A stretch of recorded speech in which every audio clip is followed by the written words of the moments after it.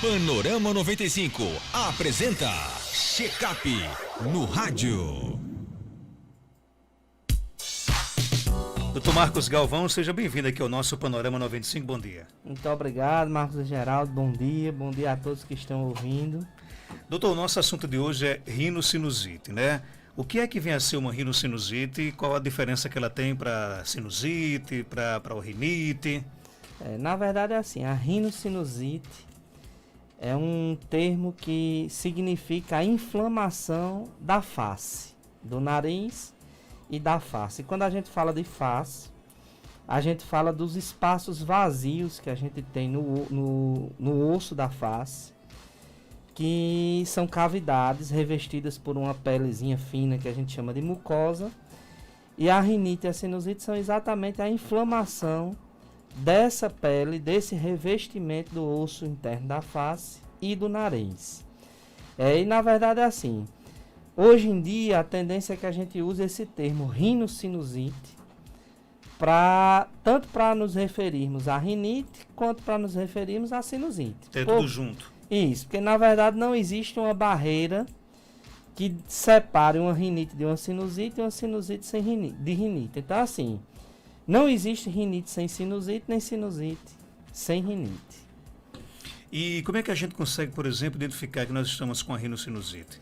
Pronto, a rinocinusite ela tem 4 sintomas principais. Obstrução do nariz, né, quando a gente tem o nariz muito entupido. Espirros. Coriza, que é aquela secreção que fica descendo no nariz, que às vezes é uma aguinha transparente. Às vezes é uma aguinha transparente, às vezes ela é um pouco mais espessa, às vezes a coloração muda, certo? Então, peraí para não me perder. Obstrução, coriza, espirro e coceira, e o prurido nasal. Mas eu tenho que ter todos esses sintomas? Não. Esses são os 4 sintomas principais. Então, numa crise mais aguda, o paciente também pode evoluir com dor na face, que é muito comum, e ainda com a dificuldade de sentir cheiro, que é a hiposmia, que está muito na moda agora porque é um dos sintomas que o Covid pode provocar em 1% dos casos. Principal, então é bom que as pessoas não confundam que eu estou com esses sintomas, pode ser confundido com a da Covid-19 ou não? Porque na verdade, como a Covid-19 é uma síndrome gripal, quando ela vem num quadro com manifestação nasal, ela é uma rinocinusite infecciosa, viral, provocada pelo coronavírus. Então não deixa de ser, entendeu? As rinossinusites elas podem ser infecciosas, virais ou bacterianas. As virais geralmente são as mais comuns, a grande maioria delas. Pode ser alérgica, pode ser sazonal, em decorrência da mudança de temperatura e de clima. Então existe uma infinidade de tipos de rinocinusite que vocês não veem, basicamente, a gente pesquisando isso no consultório, porque o tratamento delas todas é muito semelhante. O que a gente às vezes fica um pouco triste, é que todo mundo acha que quando tem a rinocinusite, ele diz logo, eu tenho rinite alérgica. E não é. E na verdade é assim, em torno de 30% dos pacientes têm rinite alérgica. Os outros 70% não têm. E para a gente saber se aquela nossa rinite é alérgica ou não, o certo é que a gente faça um teste alérgico cutâneo ou sanguíneo direcionado para antígenos, que são as substâncias que provocam alergia, direcionado para os antígenos respiratórios, poeira, ácaro, penas, pelos de animais domésticos. E caso eu tenha um resultado positivo, aí sim eu vou dizer que aquela rinite é uma rinite alérgica. Você convive pro resto da vida com a rinite alérgica ou tem cura? Pergunta difícil. Porque eu tenho rinite alérgica. Pronto. A rinite alérgica, ela existe teoricamente uma possibilidade de cura, que é quando você faz o tratamento com imunoterapia, que são as vacinas para alergia. Não é o tratamento de primeira escolha, mas quando a gente tem falha no controle medicamentoso, aqueles pacientes que têm rinite alérgica podem lançar mão do tratamento com vacinas e existe uma possibilidade teórica dele ficar curado. né? Negativar os títulos de vacina, que a gente chama de dessensibilização. Mas ninguém garante que vai ficar, embora a gente saiba que quando faz o tratamento tem um controle muito bom em boa parte dos casos. Mas também existe falha terapêutica. Às vezes você trata com vacina e mesmo assim não consegue controlar a doença. Voltando à questão da rinocinusite, o que é bom para a rinocinusite? Rapaz, Iane Daniela agora vai se lembrar.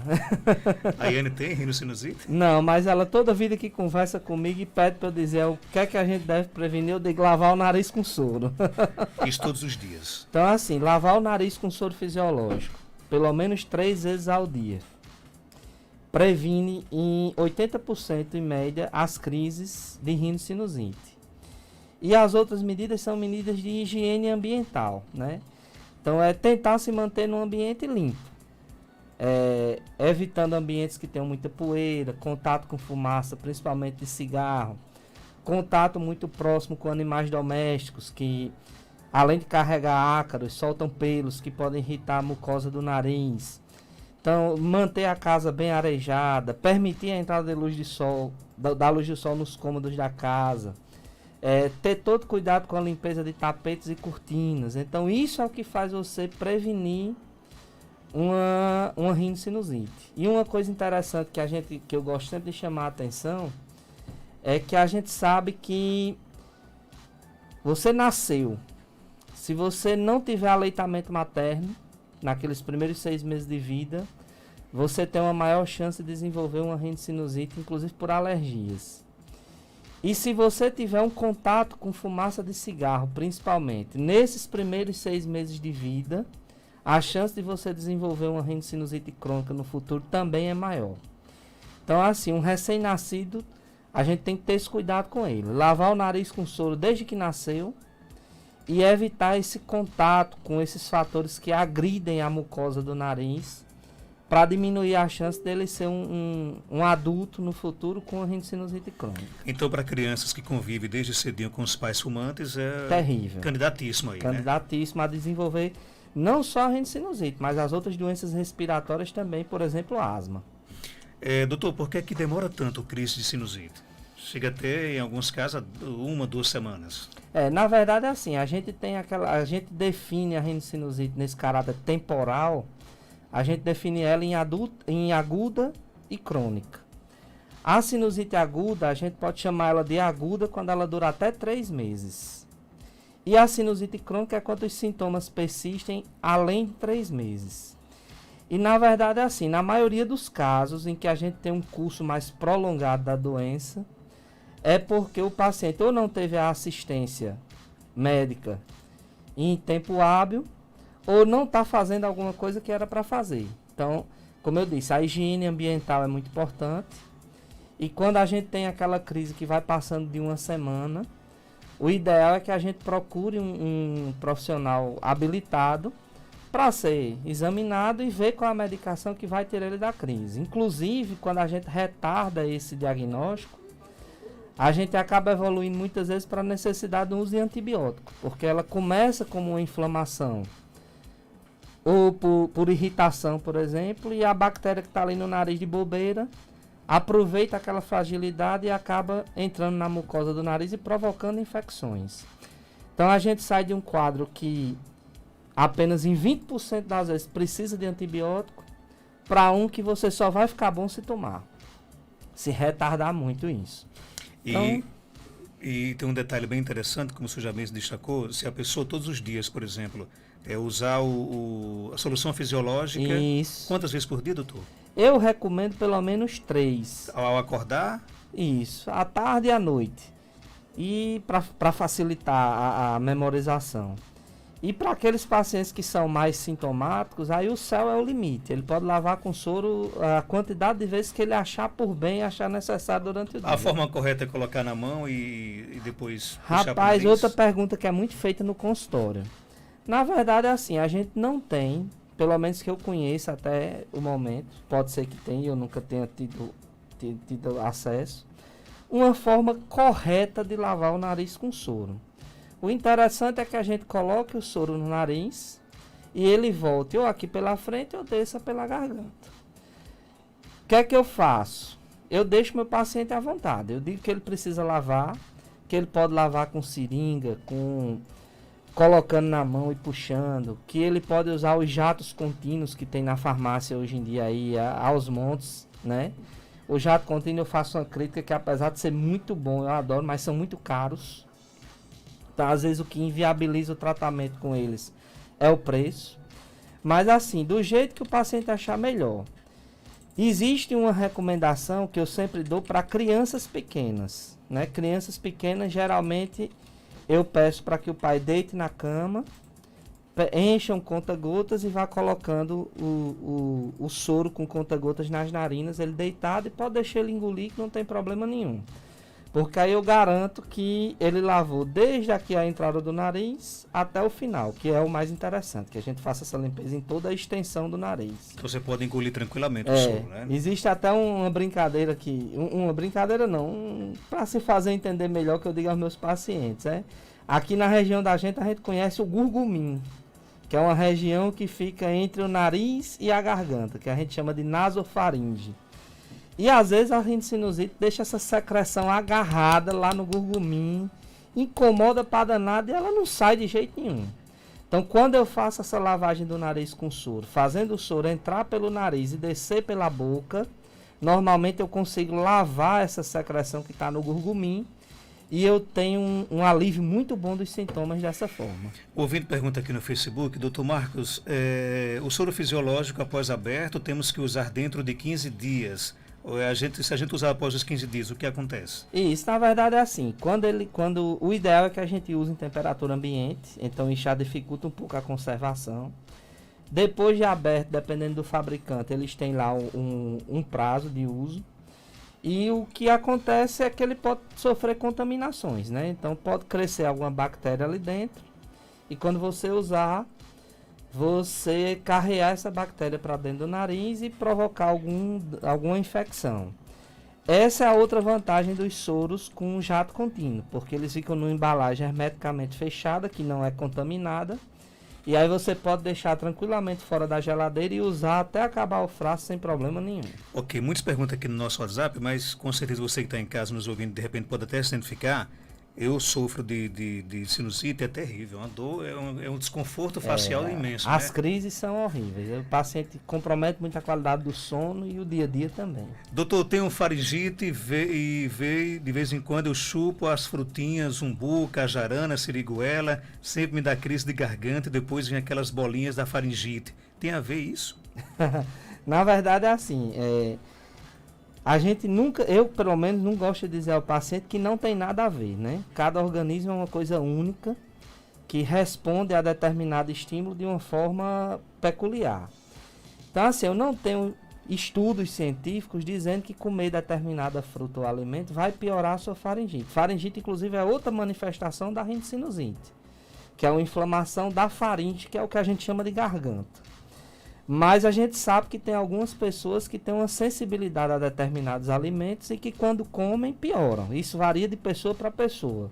Meu caso particular, se eu comer pinha, minha faringe irrita.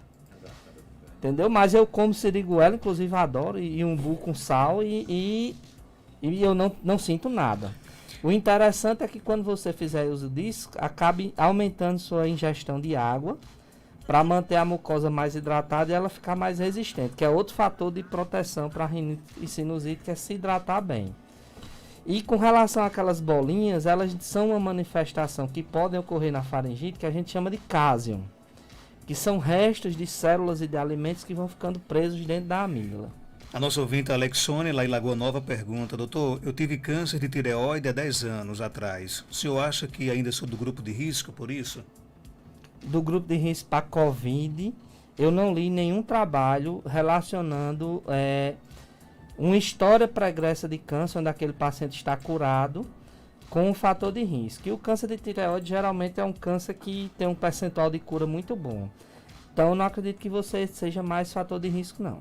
Doutor Marcos Galvão, estou como se o meu nariz estivesse apertado, a mucosa está muito seca, não é falta de ar, não tenho coriza, não tenho espirro, tenho lavado frequentemente. O que será? Provavelmente você está desencadeando uma crise de rinocinusite, né? Você deve estar com a mucosa irritada que pode ser pelo ressecamento, e ela edemaciou, ela inchou dentro do seu nariz, e com isso a obstrução acontece. Então o primeiro passo é lavar o nariz com soro, mas se só isso não resolver, o ideal é que a gente examine para ver qual a medicação melhor para lhe tirar dessa situação desagradável.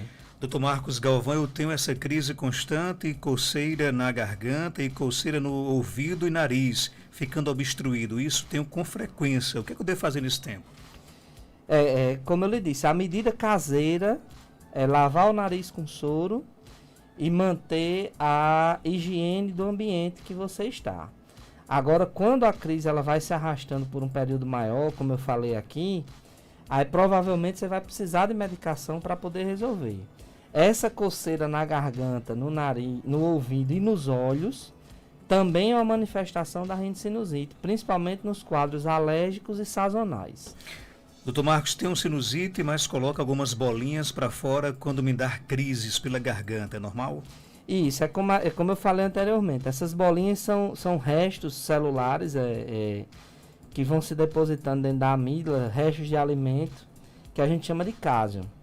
É comum acontecer, e numa hora dessas, a melhor coisa que você pode fazer é começar a fazer gargarejo, só com água, não precisa botar vinagre, nem sal, nem nada, para ir limpando a amígdala e dar uma melhorada. Mas às vezes a inflamação toma uma proporção que precisa de medicação.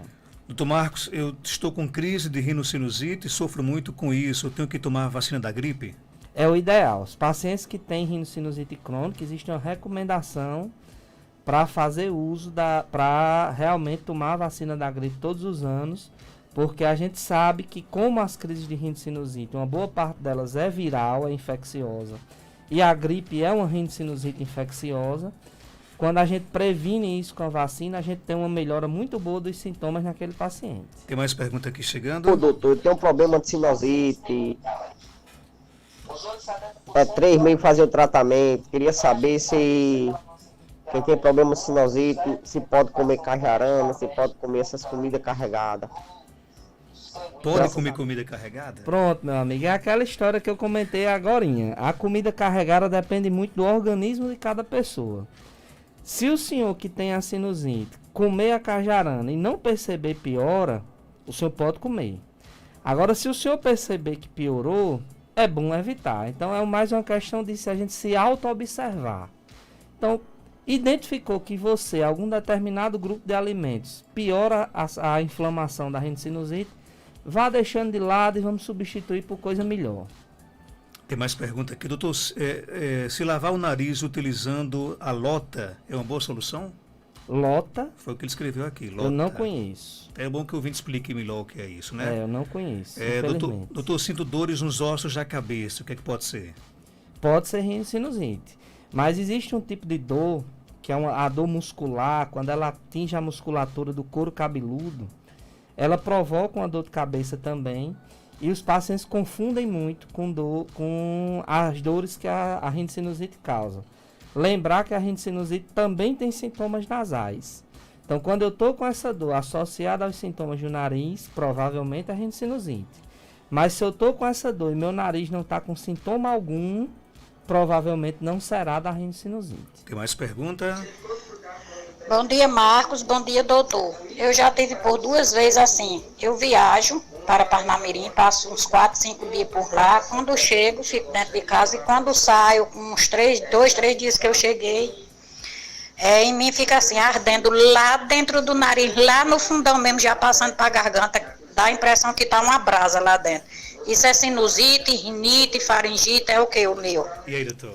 Minha amiga, provavelmente é uma crise de rinocinusite aguda, provocada pela mudança de ambiente. Então, Parnamirim é uma cidade com um clima mais frio e com a umidade relativa do ar bem mais alta do que Caicó, já que ela tem uma proximidade com o mar. Então, quando a senhora está lá, a sua mucosa está habituada a uma umidade relativa do ar mais alta. Ao chegar em Caicó, essa umidade relativa do ar cai rapidamente, e com essa queda a gente tem um ressecamento e esse sintoma de ardência. É bom no caso ela se tratar, né? É bom quando ela sair de lá adotar o hábito de lavar o nariz com soro. para hidratar a mucosa do nariz, ela não sofrer com essa queda de umidade. Doutor, meu nome é Wanda, eu sofro bastante com rinite, já faz uns 3 meses que tenho tosse alérgica e as crises de espirros, e às vezes me dá cansaço e piado no peito. Gostaria que o doutor me desse uma sugestão de tratamento. Se possível, já tive vontade de ir ao posto de saúde, mas diante do isolamento me recuso. E aí?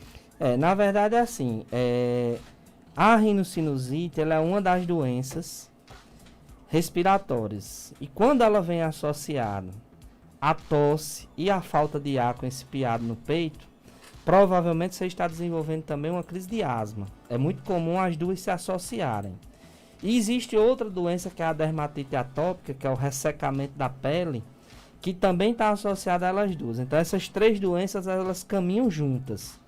Muitos pacientes têm só uma delas, mas a gente tem paciente que tem as 3. E realmente você precisa de tratamento, porque quando você está desenvolvendo a crise de asma, você tem que ter cuidado para não evoluir para uma crise mais séria e você precisar ir de urgência ao hospital. Então o ideal é que você procure um atendimento especializado para dar início a um tratamento para lhe tirar dessa crise. Aliás, muitas perguntas aqui, mas outra pergunta aqui chegando. Doutor, meu filho tem rinite, tomou vacina da gripe, já pode tomar o antialérgico que ele usa? Se o que ele usa for um antialérgico, que a gente está até pedindo, e fomos orientados a deixar de usar o corticoide oral nessa época da pandemia, se você tomar um antialérgico, que a gente chama de antihistamínico, ele pode tomar tranquilamente. Agora, os corticoides orais, ele deve evitar usar nesse momento. Que inclusive isso é uma coisa que acontece muito no consultório. Quando a gente passa um corticoide, porque está com aquela crise com dor, está muito inflamado, que a gente tem que lançar a mão de um corticoide oral para poder ter um alívio mais rápido e para prevenir a infecção, o paciente acha que aquele corticoide é um antialérgico. E como ele vende sem receita na farmácia, ele começa a toda crise que tem, está tomando corticoide. E isso não é bom. Então, se o que ele quer, que a senhora quer que ele tome seja um antialérgico, ele pode tomar. Mas se for o corticoide oral, é bom evitar. Tem uma pergunta aqui sobre isso. Os corticoides que engordam devem ser trocados? É porque, na verdade, é assim. Quando a gente fala em corticoide que engorda, corticoide que tem efeito colateral, que a gente chama de sistêmico, que é aquele que acontece no resto do corpo, eles não devem ser usados de forma corriqueira e nem por muito tempo. Então a gente prescreve no consultório em torno de 3 a 5 dias, que é para tirar aquele paciente do sufoco. O corticoide tópico, que são as medicações de padrão ouro, de eleição, que é a primeira linha de tratamento para as crises de rinite e rinocinusite, que são as bombinhas que a gente usa no nariz, estes podem ser usados desde que de forma correta, pelo tempo que a gente precisar e achar necessário, que ele não tenha esse efeito de engorda, nem tem outros efeitos no organismo. Eles vão agir só no nariz e na face. Ok, tem um ouvinte com a gente, fala com quem? Bom dia. Bom dia, doutor Marcos, é Célia. Oi, Célio, você vai falar agora com o doutor Marcos. E aí, Célio, qual a sua pergunta? Diga aí, Célia, mande brasa. Bom dia, doutor Marcos, tudo bem? Tudo. Ei, doutor Marcos, é porque eu tô com um problema no ouvido, e aqui e acolá ele inflama. Aí aqui, assim, quando ele inflama, ele destampa assim, como que queira sangrar alguma coisa. Entendi. Célia, você sente muita coceira no ouvido? Eu sinto, doutor Marcos, uma coceira. Pronto, essas inflamações no ouvido recorrentes, que elas estão sempre aparecendo, normalmente elas são uma dermatite da pele do canal auditivo, que a gente chama no popular de eczema. E isso provoca as inflamações recorrentes no ouvido. O ideal é que a senhora procure o atendimento para a gente dar uma examinada, ver que realmente é isso, porque dizer sem examinar também é difícil, e iniciar um tratamento. Um abraço, Célia. Obrigada, doutor. Tudo de bom para você, viu? Conversamos com o nosso ouvinte Célia aqui no nosso programa. Doutor, tem muitas perguntas aqui. O ouvinte lá de São João de Sabugi, Deusilene, quer saber como é que eu peço na farmácia o soro para jato contínuo? São João de Sabugi, minha conterrânea. Como é que pede na farmácia o soro? De jato contínuo. De jato contínuo. Na verdade, você vai chegar na farmácia e vai pedir um soro fisiológico jato contínuo para usar no nariz. É um pouquinho caro, né? Aí eles vão lhe apresentar as marcas e não seja inocente, compre o mais barato. Ok. Água morna com sal e gargarejo, funciona ou é mito? Para garganta, funciona. Agora, como eu disse, se a água for uma água pura, sem precisar ter sal e sem precisar estar morna, vai funcionar também. O bom dela ser um pouco morninha, agora morna em temperatura não muito quente, porque você pode ter uma queimadura na garganta. É que ela traz um conforto um pouco melhor quando você está fazendo o gargarejo. Problemas alérgicos são hereditários? Uma parte sim, uma parte não. A gente tem uma estatística que é a seguinte: se você não tem nenhum dos seus pais, nem pai nem mãe, com alergias, você tem 30% de desenvolver ao longo da vida. Se você tem um deles, ou o pai ou a mãe, 40%. Se você tem os dois, 70%. Então tem um componente hereditário na jogada. Eu e minhas filhas temos rinite alérgica. Tem dias que estamos todas com crise. Por que é que isso acontece de ter crise no mesmo dia? Toda a família junta. Como a rinite alérgica é uma doença do ambiente, né? Provavelmente a família frequentou junta o mesmo ambiente. E esse ambiente tinha uma carga maior aí de poeira, de mofo, de fumaça. E como todos entraram em contato com aquele mesmo ambiente, todos desenvolveram a crise mais ou menos ao mesmo tempo. Ouvinte pergunta Família unida. Se é mito ou verdade que a sinusite é transmissível de pessoa para pessoa? Se for uma sinusite infecciosa, como a gente comentou no início. Existe a sinusite alérgica, que ela não é transmitida. Existe a sinusite sazonal, que é aquela dependendo de clima. Mas existe a infecciosa, que é a boa parte delas, tanto a viral quanto a bacteriana. Então, se for um caso desse, ela é transmitida através de espirro, de contato com as gotículas, que o pessoal hoje em dia está muito habituado com esses termos. Então, ela transmite se for infecciosa. Doutor Marcos, minha filha fez a cirurgia de desvio séptico, já está perto de 1 ano, mas ela continua com o nariz obstruindo sempre e coça muito. Por que será? Pronto, isso aí, a questão da cirurgia do desvio de septo, tem um pormenor. Então, quando eu faço uma cirurgia de desvio num paciente que tem rinite, o que é que eu estou fazendo? Eu estou resolvendo a estrutura do nariz, mas eu não estou resolvendo a inflamação do nariz.